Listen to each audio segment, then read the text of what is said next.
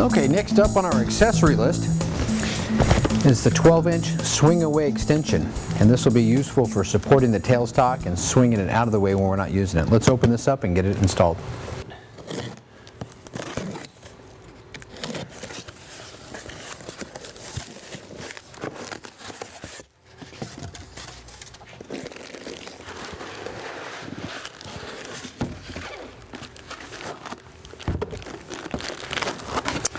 Now inside the packaging, you're going to find the hardware bag and hinge assembly. We'll open this up and get it laid out.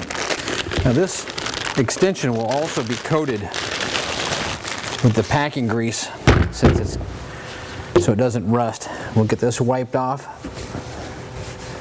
and ready to go.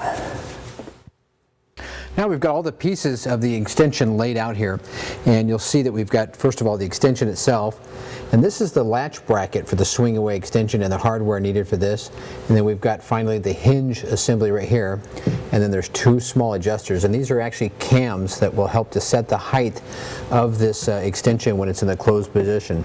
I've also got my tools laid out. We're going to need a Phillips screwdriver here, a number 17 wrench for the cams, and then a number 5 and a number 6 Allen wrench. Let's go through and pre-mount the latch assembly, and then we'll install the entire extension onto the lathe.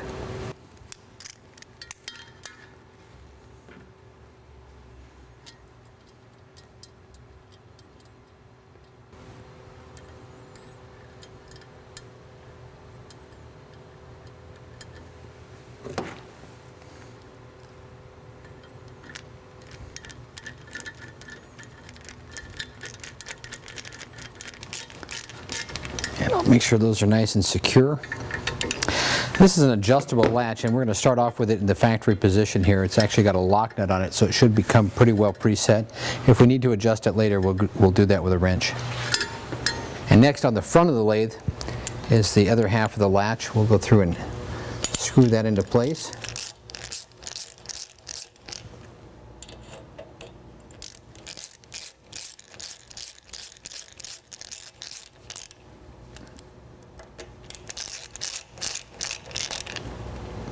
Alright, now that's in place. Let's get our hinge mounted on the back. Now before we install the extension here, let's go ahead and get these adjusters in. These will thread right into the end of the lathe right here. And I'll thread those on by thumb.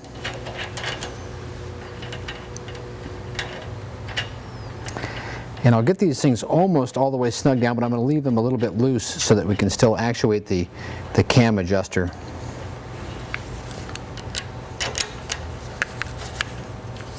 Back that off just a little bit.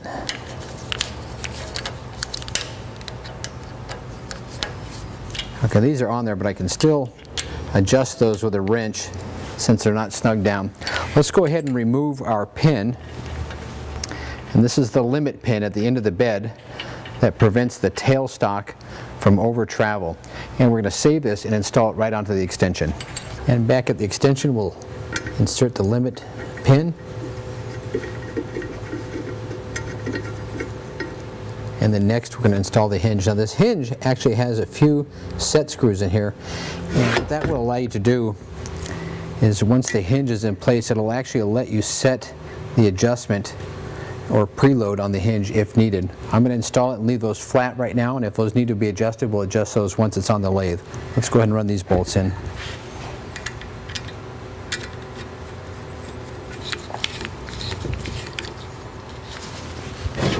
Snug these down.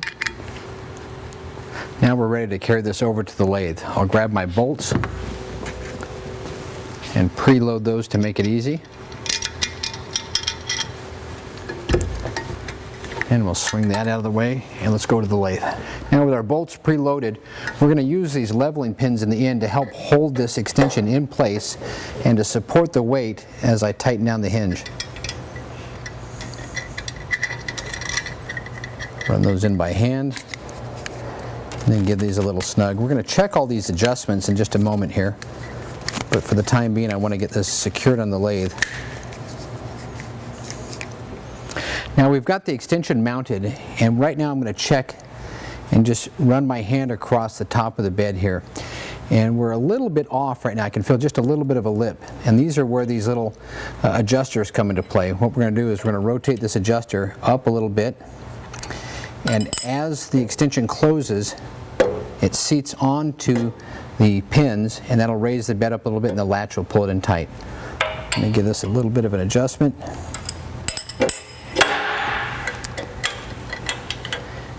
And then once it's latched in place, that's pretty close. I'm going to make a few little fine adjustments, and then I'll tighten those adjusters down. Always remember that when you're checking the bed, do that with the latch tight, and that way you'll have accurate adjustments for when you're using the lathe. The other area to look at is just on the inboard side right here, and this one actually matches up perfect right here. My height adjustment is real close. I'm going to make a fine little adjustment, and that should take care of it. And then we'll show you how that tailstock can swing away. Now when securing these, you want to go through and hold it with a wrench so that they don't rotate or move. Lock that down, and I'll lock down the back one.